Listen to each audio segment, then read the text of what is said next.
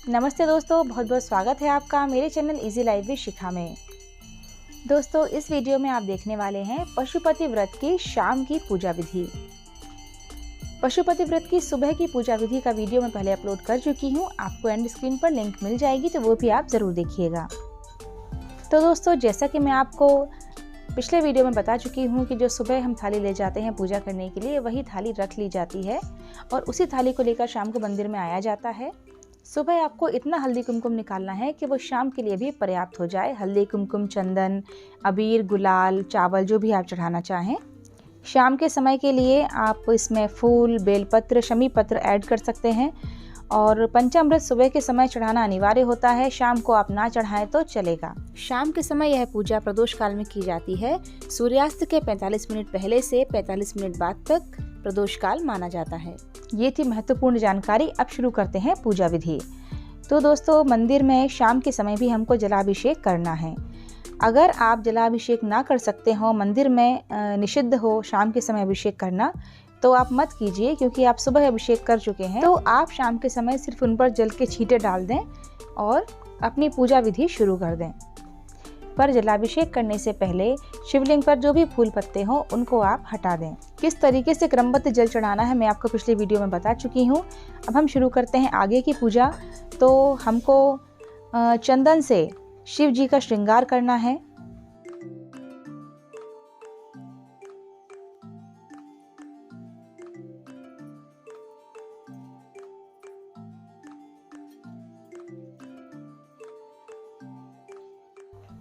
जिस मंदिर में मैं पूजा कर रही हूँ, यहाँ पर पशुपतिनाथ जी की ही मूर्ति है। तो यहाँ पर उनके 5 मुख बने हुए हैं, तो उनको मैं चंदन लगा रही हूँ।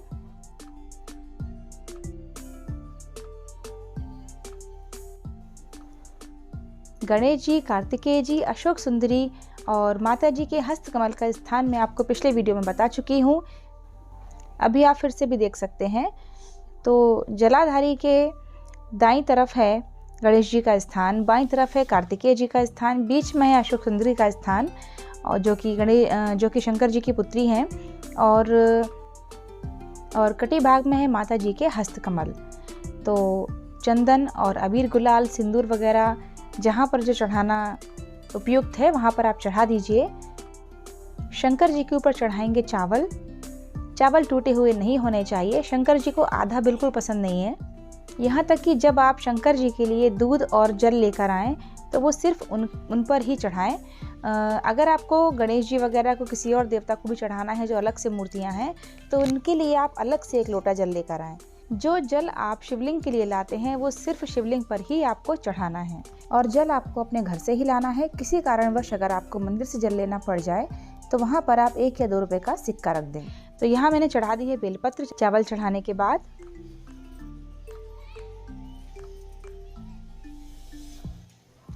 डार्क ग्रीन वाला भाग नीचे की तरफ करते हुए और उसमें चंदन लगाकर आपको बेलपत्र चढ़ा देना है। जितने आपके पास हो, 2, 5, 7, 11 उतने बेलपत्र आप चढ़ा सकते हैं।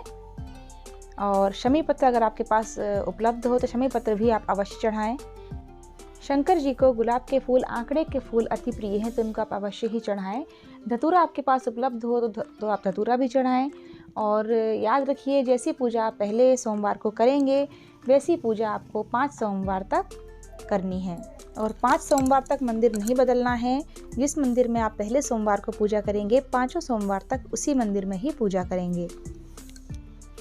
और मंदिर में जो भी भगवान हो, शंकर जी के अलावा गणेश जी, पार्वती जी, कार्तिकेय जी, उनकी पूजा भी कर दीजिए। और नंदी की पूजा भी आपको अवश्य करनी है। हमारी बात शंकर भगवान तक नंदी पहुंचाते हैं, और नंदी शंकर भगवान के बहुत ही प्रिय हैं। और दोस्तों, शाम की पूजा के लिए हमको घर से कुछ प्रसाद बनाकर लाना होता है। प्रसाद उतना ही बनाना है जितना कि हम 3 भागों में डिवाइड कर दें, और 2 भाग हमको मंदिर में छोड़कर आना है, और तीसरा भाग हमको घर में लाकर खाना खाने से पहले प्रसाद ग्रहण करना है, और फिर हमको भोजन करना है। और ये प्रसाद आपको किसी को नहीं देना है। जो तीसरा भाग आप घर लेकर जाएंगे वो सिर्फ आपको ही खाना है। तो मैंने बनाई है खीर, तो मैंने भोग लगा दिया है भगवान को खीर का। और 6 दिए आपको आटे के घर से बनाकर लाना है। 5 दिए आपको मंदिर में जलाना है। 6वां दिया भी आपको प्लेट से उतार कर, थाली से उतार कर भगवान के सामने रखना है। पूजा संपन्न होने के बाद जो 6वां दिया होगा उसको आपको नहीं जलाना है, उसको बिना जलाए ही अपनी थाली में वापस रख लीजिए और फिर घर जाकर उसका आपको क्या करना है वीडियो में आपको आखिरी में पता चल जाएगा। तो जैसा कि मैंने आपको पिछले वीडियोस में दिखाया कि दिए डायरेक्ट नहीं रखना है, चावल का आसन दे दीजिए या फूल का आसन दे दीजिए, तब दियों को हम रखेंगे। जब आप पहला दिया जलाएं तो जलाते जलाते भगवान से अपनी मनोकामना बोल दीजिए कि भगवान, इस मनोकामना के लिए मैं ये व्रत कर रही हूँ, मुझे शक्ति दीजिए कि मैं ये व्रत अच्छे से संपन्न कर सकूँ और मेरी मनोकामना आप अवश्य ही पूर्ण कीजिए। तो यहाँ 5 दिए हमको जला देने हैं और 6वां दिया बिना जले ही रखा रहने देना है। और दिए जलाने के बाद मैंने थोड़ा सा हल्दी कुमकुम वगैरह लगा दिया है दिए में। दिए की पूजा कर दें तो बहुत अच्छा होता है।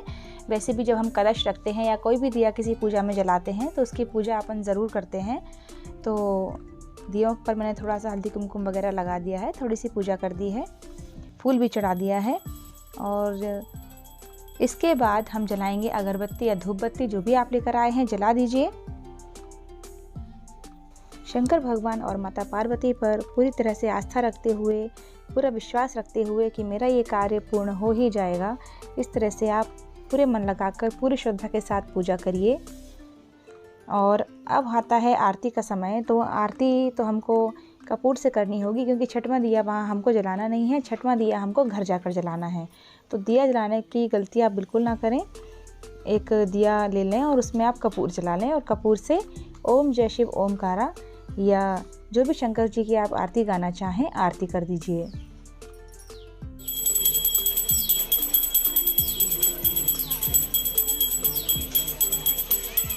कपूर से आरती करते वक्त कपूर ख़त्म होने से पहले ही दूसरा टुकड़ा कपूर का डाल लीजिए ताकि आरती समाप्त होने के पहले कपूर की आरती बुझे ना।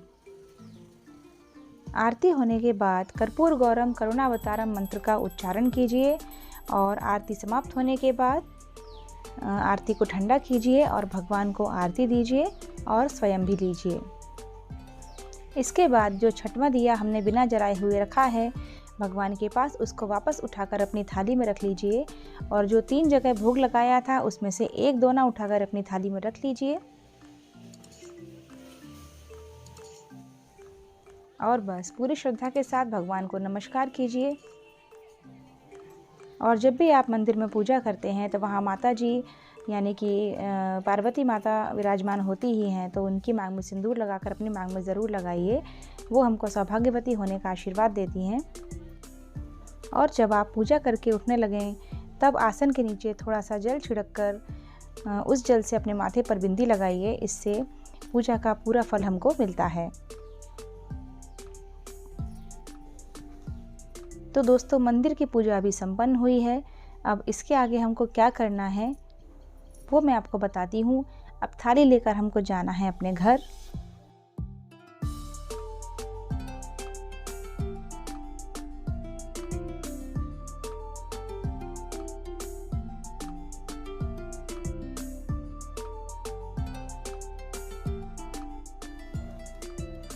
और घर पहुँचने के बाद हमें डायरेक्ट अंदर नहीं जाना है। जो 6वां दिया हम लेकर आए हैं मंदिर से, उस दिए को हमको अपने मुख्य द्वार के दाईं तरफ जलाना है।